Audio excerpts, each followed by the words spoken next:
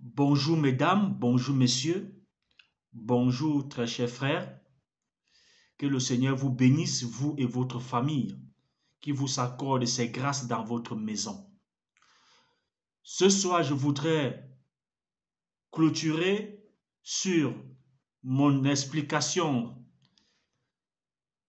de la dernière vidéo sur le thème. Toute la Bible est résumée en 2 phrases. J'ai essayé de résumer la Bible en une dizaine de minutes, 11 minutes. Bien-aimés, et je nous encourage aussi à méditer dessus. Toute la Bible que nous voyons est résumée, en fait, toute cette grosse Bible, sur les 66 livres, comme je l'ai dit, c'est résumé en 2 phrases. Tu aimeras le Seigneur ton Dieu de toute ta pensée, de tout ton être. Première phrase. Deuxième phrase, le second qui lui est semblable, tu aimeras ton prochain comme toi-même. Bien-aimé, je voudrais ici apporter plus d'éclairage. Nous lisons dans 1 Jean que j'ai eu à lire la dernière fois, chapitre 4, verset 20. Si quelqu'un dit j'aime Dieu et qu'il haït son frère, c'est un menteur. Car celui qui n'aime pas son frère, qu'il voit, comment peut-il aimer Dieu qu'il ne voit pas? Comment peut-il aimer Dieu qu'il ne voit pas? Donc, bien aimé, aimer son prochain, comme je l'ai dit la dernière fois, dans ce texte de la parole de Dieu, il nous est dit qu'il n'est pas possible de prétendre qu'on aime Dieu, pourtant on n'aime pas son frère. On n'aime pas les hommes que Dieu a mis autour de nous, nos voisins, nos collègues de service, ainsi de suite. Même celui qu'on ignore dans la rue, c'est notre prochain. Nous devons manifester de l'amour envers cette personne. Et c'est en manifestant de l'amour envers notre prochain que nous démontrons que nous aimons Dieu. Comme je l'ai dit, il n'est pas possible d'aimer Dieu si nous ne manifestons pas l'amour les uns envers les autres. Bien-aimé, manifester l'amour. Quand Dieu dit par exemple dans sa parole, tu ne voleras point. Pour nous permettre de comprendre que c'est dans ces dans ces deux phrases qu'est résumée toute la Bible, quand Dieu dit dans les commandements, tu ne voleras point. Tu voleras la chose de qui? Ce n'est que la chose de ton prochain que tu vas voler. Puisque quand tu voles la chose de ton prochain, tu ne peux pas voler quelque chose qui n'appartient à personne. Si tu prends quelque chose qui n'appartient à personne, on ne parlera pas de vol. Si tu as pris quelque chose qui appartient à autrui, à ton prochain, c'est là où on parlera de vol. Parce qu'en prenant la chose autrui, tu as causé un préjudice à la personne. Donc tu as volé. La personne en souffrant a souffert pour acquérir quelque chose et toi tu viens prendre sans permission. C'est du vol. Que tu sois un enfant, tu as volé. Donc, vous voyez ici que tu as offensé ton prochain. Si tu avais de l'amour pour ton prochain, tu ne pouvais pas te permettre de voler la chose de ton prochain.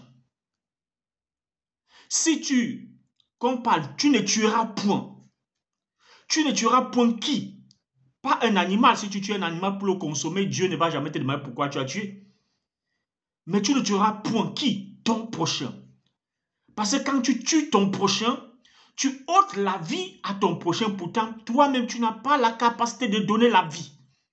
Tu ne sais pas comment Dieu fait pour donner le souffle de vie à un homme. Donc, par conséquent, nous n'avons pas le droit d'ôter la vie à quelqu'un. Quel qu'en soit ce que la personne a eu à faire, nous n'avons pas le droit de lui ôter la vie. C'est notre prochain. Nous devons manifester de l'amour envers cette personne. Nous sommes toujours dans « Tu aimeras le Seigneur ton Dieu de toute ta pensée et de toute ton âme ». Tu aimeras le Seigneur. Tu aimeras ton prochain comme toi-même. Donc vous voyez que si tu as de l'amour pour ton prochain, tu ne peux pas tuer ton prochain.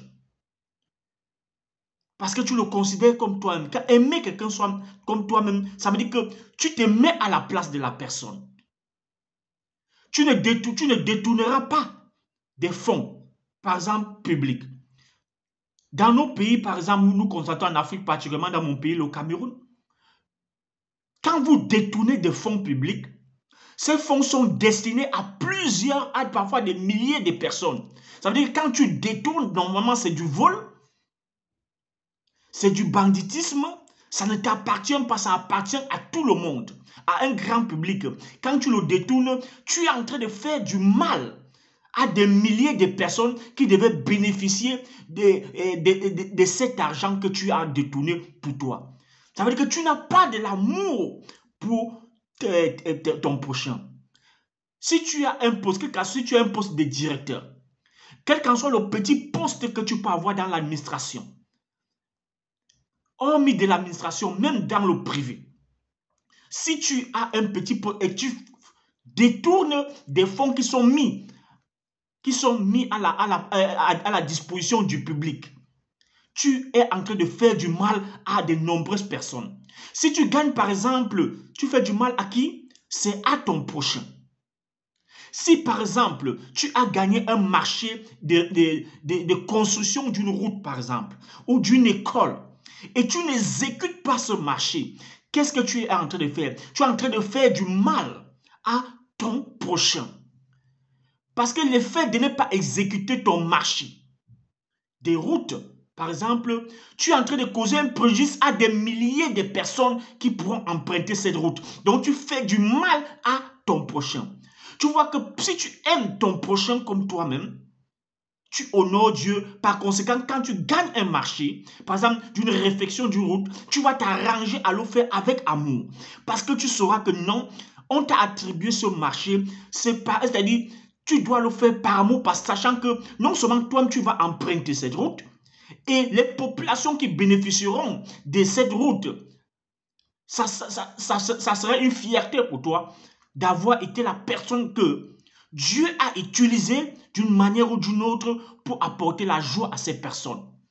Quand tu ne le fais pas et que tu gagnes par exemple des marchés et tu n'exécutes pas, tu fais du mal à ton prochain, à tout ce qui t'entoure.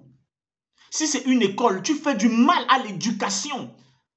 Tu fais du mal à des milliers de personnes qui comptent sur ces fonds qui ont été mis à ta disposition pour l'exécution des marchés. Bien aimé, vous voyez que parfois, on accuse le Seigneur Jésus-Christ dans nos pays. On dit le Seigneur Jésus-Christ est venu, c'est lui qui spolie l'image, qui salit, qui appauvrit l'Afrique. Parfois, le plus souvent, c'est l'Afrique qui est utilisée et qui salit nos pays. Mais vous voyez que c'est nous, c'est le manque d'amour. C'est le manque d'amour. C'est que j'entends souvent particulièrement dans mon pays, le Cameroun, on parle du manque du patriotisme. C'est pour seulement faire plaisir aux gens. Ça, c'est un mot politique. Mais si nous manifestons de l'amour, nous n'allons plus parler du patriotisme. Parce que l'amour va au-delà du patriotisme. Parce que quand tu aimes ton frère, tu ne peux pas être assis dans un bureau. Tu sais, par exemple, que tu es payé pour lui rendre un service dans l'administration. Tu ne peux pas demander à cette personne un pouvoir avant de lui rendre ce service. Tu sais que tu es payé pour ça, par amour pour cette personne qui arrive devant toi. Tu exerce ton travail sans demander une contrepartie, sachant que les impôts de cette même personne, ce sont ces impôts qui te payent. C'est ça l'amour du prochain. Si tu t'écartes, nous nous écartons de ces normes établies par Dieu. N'accusons pas le Seigneur Jésus-Christ parce que lui, le Seigneur Jésus-Christ, il nous demande de nous aimer comme nous-mêmes. Si tu n'aimerais pas que quand tu arrives dans un service, on t'exige un montant d'argent qui n'est prescrit nulle part par la loi, ne le fais pas pour une autre personne parce que tu es en position de force. Ça, c'est manifester de l'amour envers l'usager, qui est ton prochain. Tu manifestes de l'amour envers l'usager. Donc, vous comprenez que, mesdames et messieurs, que Dieu a tout prévu. Si nous respectons seulement ces deux commandements qui sont les plus grands, tu aimeras ton prochain comme soi-même, quand tu aimes ton prochain, forcément, Dieu valide ton amour pour Dieu. Bien-aimés, je nous encourage ici à manifester de l'amour. Si nous voulons prétendre que nous aimons Dieu, commençons à nous aimer les uns envers les autres et ne faisons pas aux autres ce que nous ne souhaitons pas qu'on nous fasse. C'est en faisant ainsi que nous pourrons changer le paradigme de nos sociétés. C'est en faisant ainsi que nous pourrons construire de manière positive notre société. Que vraiment le Seigneur nous bénisse, que le Seigneur éclaire notre entendement et qui nous permet de comprendre les profondeurs de ses paroles.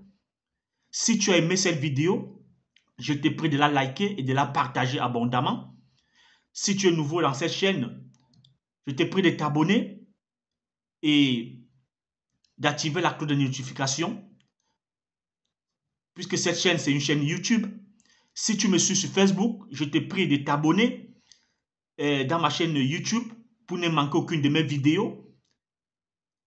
En tapant juste dans le moteur de recherche sur YouTube, évangéliste François Loumou, et tu vas entrer dans ma chaîne et tu pourras t'abonner et activer la cloche de notification. Si tu reçois ma vidéo par WhatsApp, je te prie, cher frère, de taper plutôt sur le lien qui est en dessous de la vidéo.